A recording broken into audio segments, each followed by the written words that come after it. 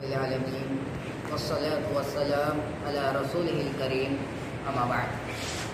قال الله سبحانه وتعالى في القرآن والفرقان الحميد: فأعوذ بالله من الشيطان الرجيم بسم الله الرحمن الرحيم. قال يا نوح إنه ليس من أهلك إنه عمل غير صالح فلا تسألني ما ليس لك به علم إني أعظك أن تكون من الجاهلين.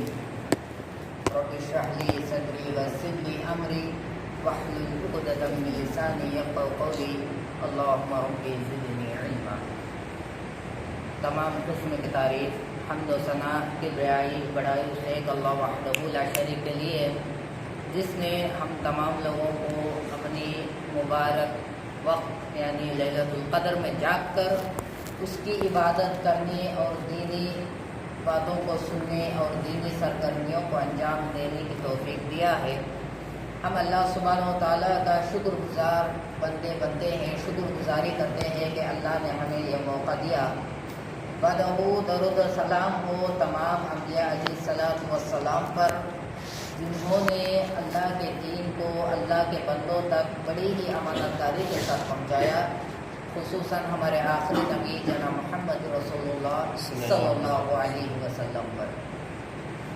معزز حاضرین، میں نے آپ لوگوں کے سامنے سورہ حضرت نوح علیہ السلام کے تعلق سے ایک آیت میں نے آپ کے سامنے پڑھی ہے کہ اللہ سبحانہ و تعالیٰ نے جب اس دنیا کے اندر لوگوں کو بسایا، آدم علیہ السلام کو ان لوگوں میں نبی بنایا، اور جب آدم علیہ السلام کا انتقال ہو گیا تو شیطان نے لوگوں کے اندر گھس کر انہیں شرک کی طرف مائل کرنے لگا، انہیں اللہ کو چھوڑ کر دوسروں کی عبادت کا راستہ دکھانے لگا، شرک کا راستہ دکھانے لگا. اور جب لوگ شرک میں مبتلا ہو گئے، لوگوں نے ایک اللہ کی عبادت کو چھوڑ دیا، توحید پر رہنا چھوڑ دیے، سارے کے سارے لوگ، سارے کے سارے انسان شرک میں مبتلا ہو گئے. تو ایسے حالات میں اللہ سبحانہ و تعالیٰ نے ان لوگوں کو شرک سے باہر نکال کر دوبارہ توحید کی طرف بلانے کے لیے اس دنیا کے سب سے پہلے رسول حضرت نوح علیہ السلام کو بھیجا. حضرت نوح علیہ السلام کو اس دنیا کا سب سے پہلا رسول بنا کر انہیں لا الہ الا اللہ کا پیغام دے کر اللہ سبحانہ و تعالیٰ نے اس دنیا کے اندر بھیجا تاکہ حضرت نوح انہیں ایک اللہ کی طرف بلاتے رہے، انہیں ہر ہمیشہ اللہ کی عبادت کی طرف بلاتے رہے. اور ایسا ہی ہوا کہ حضرت نوح علیہ السلام نے اپنی پوری زندگی اللہ کی دعوت میں لگا دی، صرف ہمیشہ لوگوں کو لا الہ الا اللہ کی طرف بلاتے رہے، ایک اللہ کی طرف بلاتے رہے، ہمیشہ لوگوں کو توحید کی دعوت دیتے رہے. تو جب نوح علیہ السلام لوگوں کے پاس جاتے، انہیں اللہ کی باتوں کو سناتے، تو اس وقت لوگ بڑی سرکشی کیا کرتے تھے. حضرت نوح علیہ السلام کو طرح طرح کی باتیں کرتے، انہیں چھیڑتے، انہیں دیوانہ پاگل کہتے. اور کبھی کبھار تو جب نوح علیہ السلام ان کے سامنے اللہ کی باتیں بیان کرتے تو اپنے کانوں میں انگلیاں ڈال کر وہاں سے چلے جایا کرتے. تو اس طرح نوح علیہ السلام کو بہت سارے طریقے لوگوں نے دیا، پھر بھی حضرت نوح علیہ السلام نے صبر کرتے ہوئے اللہ کی دعوت کو نہیں چھوڑا. آج ہمیں تھوڑی سی اگر تکلیف ہو جائے دعوت کے کام میں تو ہمیں دعوت کا کام کرنا چھوڑ دیتے، دعوت فیلڈ سے دور ہو جاتے، جبکہ نوح علیہ السلام نے کئی ساری تکلیفوں کو برداشت کرتے ہوئے ایک نہیں دو نہیں تقریباً 950 سال تک انہوں نے صبر کیا. 950 سال تک ایک اللہ کی طرف لوگوں کو بلاتے رہے، لیکن جب ان کا صبر حد سے آگے بڑھ گیا تو آخرکار انہوں نے ان کے قوم کے تعلق سے اللہ کے پاس بددعا کر دی. تو اس وقت اللہ سبحانہ و تعالیٰ نے نوح علیہ السلام کو یہ حکم دیا کہ وہ کشتی بنائے. تو نوح علیہ السلام نے اللہ کے حکم کو مانتے ہوئے ایک اچھی کشتی بنائی. تو اللہ سبحانہ و تعالیٰ نے بارش برسانا شروع کیا، اور یہ بارش کا عذاب بڑھتے گیا کہ سارے مسلمان کشتی میں چڑھ گئے. سارے مسلمان جو نیک لوگ تھے، جو نوح علیہ السلام کی بات کو مان کر ان پر ایمان لائے ہوئے تھے، وہ لوگ کشتی میں چڑھ گئے، اور اس کے علاوہ جتنے بھی کافر تھے وہ کافر ڈوب کر ہلاک ہونے لگے. تو جب کشتی جا رہی تھی تو نوح علیہ السلام نے باہر دیکھا کہ ان کا بیٹا ڈوب رہا ہے. ان کا بیٹا ڈوب رہا ہے. تو نوح علیہ السلام نے اپنے بیٹے کو آواز لگائی کہ آئے میرے بیٹے، آج اللہ کا عذاب آیا ہوا ہے.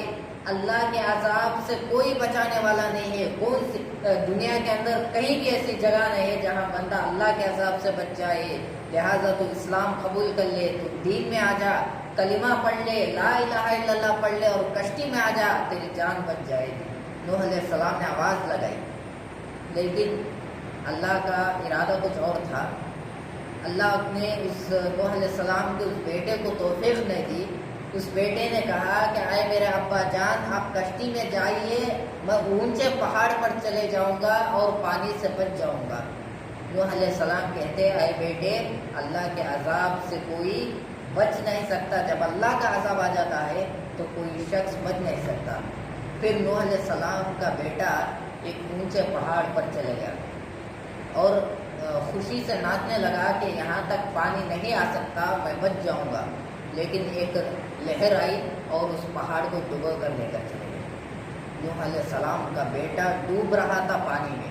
تو اس وقت جب اپنے بیٹے کو ڈوبتے ہوئے دیکھا، تکلیف ہو گئی، تو اپنے دونوں ہاتھوں کو اللہ کے دربار میں اٹھا کر دعا کی کہ اے اللہ، میرا بیٹا ڈوب رہا ہے، مرنے والا ہے، اللہ تو اسے بچا لے. تو دیکھیے اللہ سبحانہ و تعالیٰ نے کیا جواب دیا.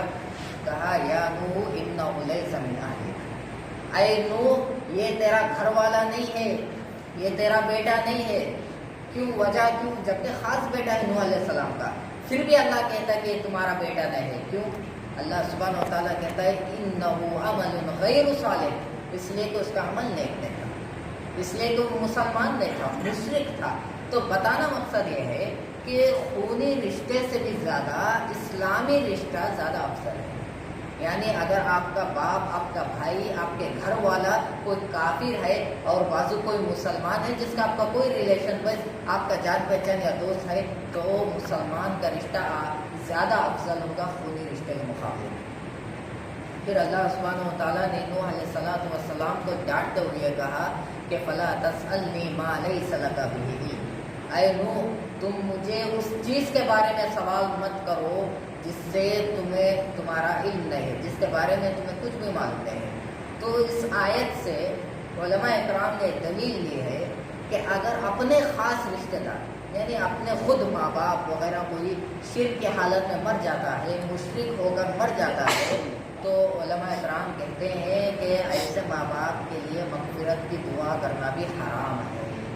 ان کے حق میں کوئی دعا قبول نہیں ہوتی، اس لیے کہ ان کی موت شرک پر ہوئی ہے. پھر اس کے بعد اللہ سبحانہ و تعالیٰ نے کہا کہ انی اعیذک ان تکون من الجاہلین. نوح علیہ السلام سے کہتا ہے کہ اے نوح میں سمجھتا ہوں کہ تم جاہل ہو گئے ہو. سبحان اللہ. دیکھیے اللہ سبحانہ و تعالیٰ دنیا کے سب سے پہلے رسول، اگر رسولوں کی لسٹ بنائے تو ٹاپ 5 میں نمبر 1 پر آنے والے رسول، اتنے بڑے رسول، اتنے بڑے نبی ہونے کے باوجود بھی صرف ایک چیز پر کہ انہوں نے اپنے کافر بیٹے کے لیے دعا کیا. یہ ایک چیز پر اللہ سبحانہ و تعالیٰ نوح علیہ السلام کو کہتا ہے کہ تم جاہل ہو گئے ہو. یہی وہ غلطی ہے نوح علیہ السلام کی، یہی وہ غلطی ہے جس کی وجہ سے وہ کل قیامت کے دن جب لوگ ان کے پاس سفارش کے لیے جائیں گے تو سفارش کرنے سے بھی منع کر دیں گے، کیونکہ انہوں نے اپنے کافر بیٹے کے لیے دعا کی. تو دیکھیے نوح علیہ السلام ایک نبی، ایک رسول ہوتے ہوئے، اللہ سبحانہ و تعالیٰ کے نبی ہوتے ہوئے اپنے خاص بیٹے کو عذاب سے بچا نہیں پائے. اللہ کا عذاب آنکھوں کے سامنے بیٹا ڈوب رہا ہے، لیکن اس کے باوجود بھی ان کے پاس اتنی طاقت نہیں تھی کہ وہ اللہ کے عذاب سے اپنے بیٹے کو بچا لا. اپنے خود کے بیٹے کو، دوسرا کسی اور کی، پورے گاؤں والوں کی ضرورت نہیں ہے، اپنے خود کے بھی بیٹے کو بچا نہیں پائے. لیکن آج مسلمان اتنے کم عقل، اتنے بیوقوف ہو چکے ہیں کہ وہ جا کر درگاہوں پر باباؤں سے، پیروں سے، قبروں سے اپنے دعائیں مانگتے ہیں. یہاں نوح علیہ السلام اپنے بیٹے کو بچا نہیں پائے، یہ قبر میں سوئے ہوئے مردے جن کا ہمارے سے کچھ بھی ریلیشن نہیں ہے، کوئی رشتہ نہیں ہے، یہ ہمیں قیامت کے دن کیسے بچا سکتے ہیں؟ قیامت کے دن انسان کو کوئی کام نہیں آئے گا، اپنے ماں باپ بھی کام نہیں آئیں گے، اپنے بیوی بچے بھی کام نہیں آئیں گے۔ عام طور پر انسان یہ سوچتا ہے کہ جب بچے چھوٹے ہوتے ہیں تو ان کے تعلق سے سوچتا ہے کہ یہ بچے کل بڑے ہوں گے، جوان ہوں گے تو بڑھاپے میں ہمارا سہارا بنیں گے۔ تو ایسے بچے جو انسان کو دنیا کے اندر سہارا بنتے ہیں، انسان کا سپورٹ دیتے ہیں، ایسے بچے بھی کل قیامت کے دن کسی کے کام آنے والے نہیں ہے۔ کل قیامت کے دن جب ایک باپ اپنے بچے کو، ایک بیٹا اپنے باپ کو دیکھے گا، دونوں آپس میں بھاگ جائیں گے، ڈر کے بھاگ جائیں گے، بیوی شوہر سے بھاگے گی، ماں باپ بچوں سے، بچے ماں باپ سے بھاگیں گے۔ ایسی حالت ہوگی کل قیامت کے دن۔ خود انسان اپنے رشتہ داروں سے بھاگے گا تو یہ پیر بابا انسان کو بچانے نہیں آئیں گے، ان کے پاس اتنی طاقت نہیں کہ وہ اللہ کے عذاب سے تمہیں بچا دیں۔ اگر اس دن کوئی چیز انسان کو نجات دلاتی ہے، کوئی چیز کام آنے والی ہے تو صرف انسان کا عمل ہے۔ انسان جو دنیا میں کرے گا، اچھا عمل کرے گا تو اچھا عمل اسے وہاں کام آئے گا، برا عمل کرے گا تو برا عمل کا بدلہ اسے وہاں دیا جائے گا۔ تو لہٰذا یہ شرک انسان کے اندر جب آ جاتا ہے تو ایک تو اللہ کا عذاب آ جائے گا، اور جن لوگوں کو یہ اللہ کے علاوہ پکارتے ہیں یہ لوگ قیامت کے دن کام آنے والے نہیں ہیں۔ یہ خود اللہ کے عذاب سے بچنا چاہیں گے، یہ خود ان کی خواہش ہوتی کہ ہم اللہ کے عذاب سے بچ جائیں گے۔ اللہ سبحانہ و تعالیٰ کل قیامت کے دن جب بندے کو لایا جائے گا تو بندہ ڈرا ہوا ہوگا کہ میں نے دنیا کے اندر کتنے گناہ کیے ہیں، شاید اللہ سبحانہ و تعالیٰ ہمیں معاف نہیں کرے گا، ہمیں کچھ تو موقع، کچھ تو چانس ہوگا کہ اللہ معاف کر دے۔ تو اللہ سبحانہ و تعالیٰ پوچھے گا کہ اے بندے، کیا تو کوئی چیز دے کر آج میرے عذاب سے چھٹکارا پانا چاہتا ہے؟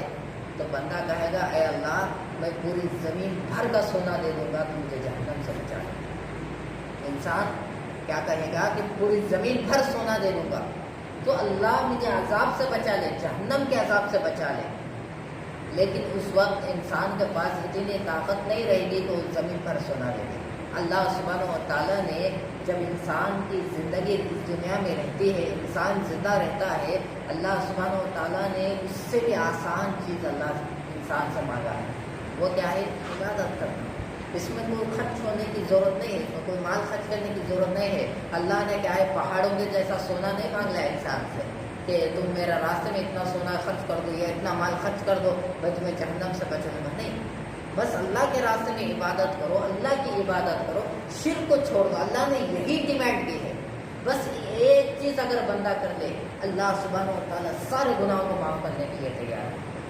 اللہ کے رسول صلی اللہ علیہ وسلم کی ایک حدیث آتی ہے جسے حدیث قدسی کہتے ہیں، جس کے اندر اللہ سبحانہ و تعالیٰ کہتا ہے، یہ حدیث یا اس کے اندر جو اللہ نے آفر دیا یہ خاص ان بندوں کے لیے ہے جو اللہ کے گنہگار بندے ہیں۔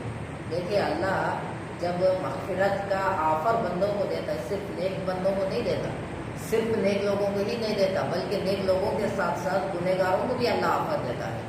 ایسے گنہگار جو اپنے زندگی میں کئی سارے گناہ کر چکے ہیں تو اللہ سبحانہ و تعالیٰ کہتا ہے کہ اے میرے بندے، اگر تو نے یہ زمین بھر کے گناہ کر دیا، زمین بہت بڑی ہے، اللہ کہتا ہے کہ اگر تو نے زمین بھر کے گناہ کر لیا جس کے اندر زنا، چوری، ڈاکہ زنی، قتل، غارتگری، فتنہ، فساد، تمام گناہ شامل ہے، تو اللہ سبحانہ و تعالیٰ کہتا ہے صرف تو شرک نہیں کیا، سارے گناہ کر لیا، جتنے بھی دنیا میں برائیاں ہو سکتی ہے، جتنے بھی دنیا کے اندر گناہیں ہو سکتے ہیں، سب گناہوں کو کر لیا لیکن شرک نہیں کیا، تو اللہ سبحانہ و تعالیٰ کہتا ہے کہ میں آسمانوں بھر کی رحمتیں لے کر تیرے گناہوں کو معاف کرنے کے لیے تیار ہوں۔ یہ اللہ سبحانہ و تعالیٰ کی رحمت ہے۔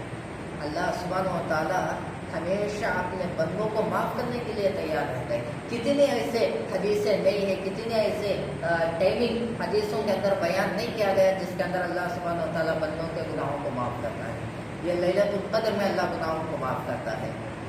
تہجد کے وقت اللہ گناہوں کو معاف کرتا ہے، فجر کے وقت اللہ سبحانہ و تعالیٰ گناہوں کو معاف کرتا ہے، اور اسی طرح افطار کے وقت اگر کوئی بندہ دعا کرتا ہے تو قبول کر کے اللہ اس کے گناہوں کو معاف کرتا ہے، جمعہ کے دن خاص گھڑی میں دعا کرنے سے اللہ اس کے گناہوں کو معاف کرتا ہے، اور اقامت اور نماز کے درمیان اور اسی طرح اذان کے بعد دعا، یہ بہت سارے ٹائمنگ، اتنے اوقات اللہ، یعنی ایک حساب سے اگر دیکھیں کہ دن میں اب کبھی بھی اللہ گناہوں کو معاف کرنے کے لیے تیار ہے۔ شاید امام ابن تیمیہ رحمہ اللہ کا قول ہے، امام ابن تیمیہ غالباً فرماتے ہیں کہ ایک بندہ ہے جو ہمیشہ نیکیاں کرتا ہے، کبھی گناہ نہیں کرتا، کبھی گناہ نہیں کرتا، اور ایک بندہ ہے گناہ کرتا ہے پھر اللہ سے توبہ کرتا ہے۔ دو کیٹیگری ہے، ٹھیک ہے، ایک ہے ہمیشہ نیکیاں کرنے والا، کبھی گناہ نہیں کرتا، کبھی بھی برائی نہیں کرتا، اور ایک بندہ ہے گناہ کرتا ہے پھر اللہ سے توبہ کرتا ہے۔ اب سمجھو یہ ایسے قسم کے دو بندے ہیں تو اللہ کو سب سے زیادہ کون پسند ہوگا؟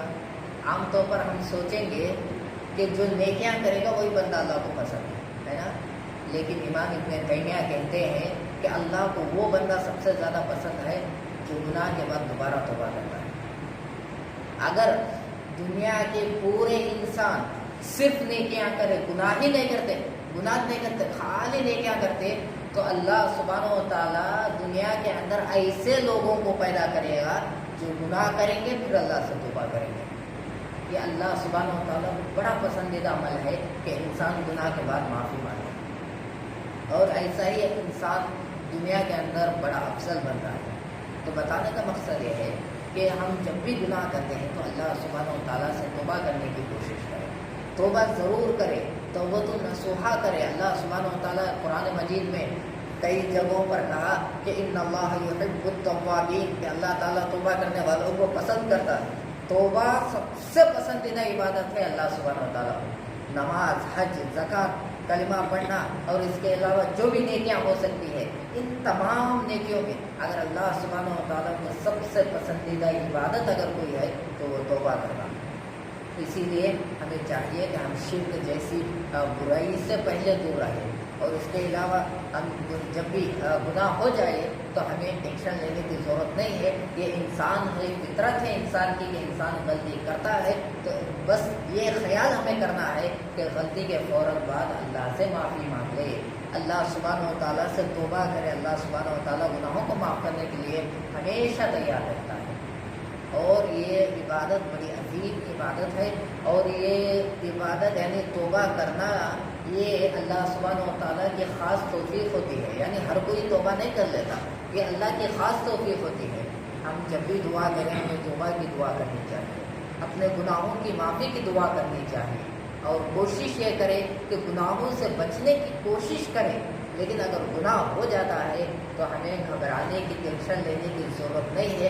اللہ کی رحمت بڑی وسیع ہے، ہم اللہ سے توبہ کریں، اللہ سے دعا کریں کہ اللہ سبحانہ و تعالیٰ ہمارے گناہوں کو معاف کر دے۔ آخر میں اللہ سبحانہ و تعالیٰ سے دعا ہے کہ اللہ تعالیٰ ہم تمام لوگوں کو اپنے گناہوں سے دور رہنے کے اللہ ہمیں توفیق عطا فرمائے، ہمارے گناہوں کو معاف فرمائے، اللہ ہمیں توبہ جیسے عظیم عبادت کو انجام دینے کی توفیق عطا فرمائے۔